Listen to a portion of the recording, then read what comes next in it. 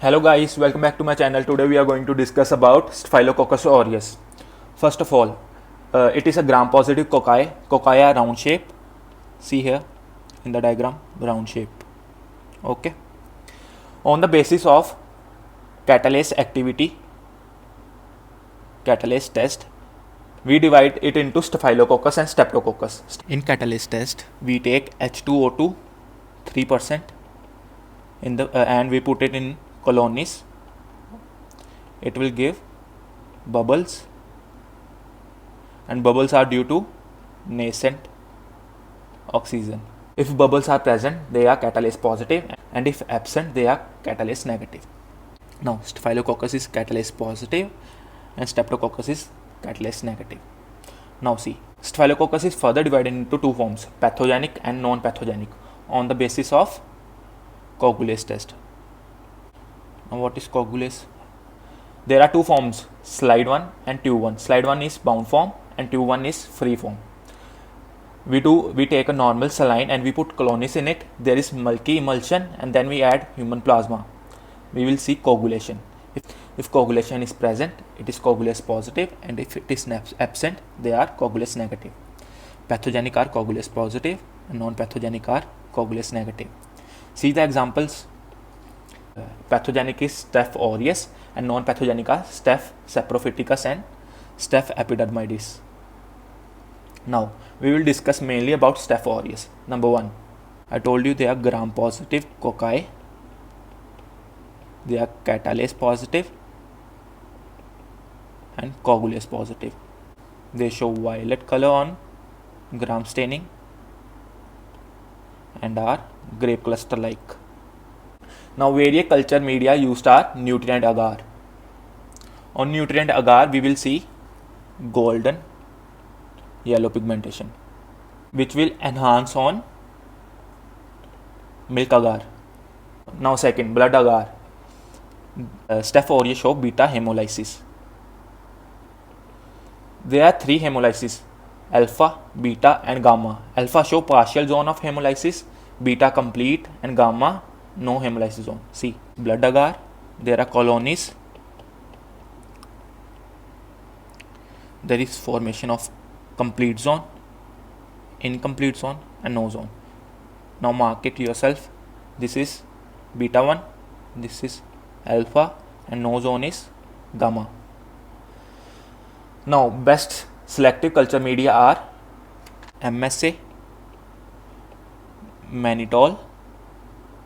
Remember, it is the first best selective media. Mannitol salt agar. Number 2, Ludlam's media. Number 3, milk salt agar. Okay. Now next, virulence factors. We all know that Staph aureus are gram positive and gram positive have thick peptidoglycan wall. So virulence factor is first thick peptidoglycan wall. In cell wall there is presence of teichoic acid, that is also virulence factor. We know that Staph aureus are coagulase positive, so clumping factors are also virulence factors. There is a protein A that binds to the Fc part of IgG. This is an important question, and it shows co-agglutination. Remember it. Second, it secretes hemolysins, and it also have enzymes like DNase, coagulase, lipase and phosphatase. Coagulase is most important one. Now, toxin mediated illness. Number 1, food poisoning first. It releases heat stable enterotoxin, means when we heat the food, the bacteria doesn't die. Incubation period is 1 to 6 hours, and some books have written 2 to 6 also. It is contaminated by contaminated milk and meat. Remember here a point, there is a bacteria known as Bacilli cereus. It also causes food poisoning. Here incubation period is also same, 1 to 6 hours, but the difference is it is caused by or reheated Chinese food. Okay, remember serious C, Chinese C. SSSS, Staphylococcus skin scarlet syndrome. Okay, it is caused by enterotoxin A and B. In children, it is called as Ritter disease. Remember, it is a Ritter disease. It causes Ritter disease, not Ritter syndrome. Ritter syndrome is CUP, conjunctivitis, uveitis, and polyarthritis. Next is TSS, toxic shock syndrome. It is caused by enterotoxin F.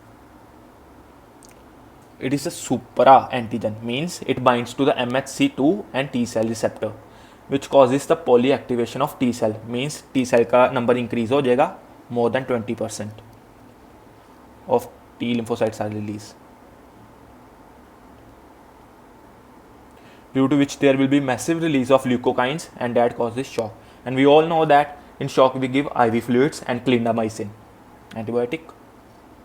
Next, another disease is caused as skin diseases, cellulitis, impetigo, carbuncle, furuncle, bullous, butyromycosis. Remember, they will ask you about it. This is the main, because the name is confusing. From the mycosis, everyone will answer fungus, but no, it is caused by Staph aureus.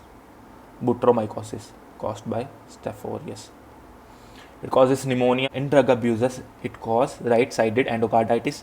The most common cause of early prosthetic valve endocarditis is Staph aureus. It also causes native valve endocarditis, and native is original valve. So that's it. Thank you. Do like, subscribe, and share the video if you liked it. Thank you.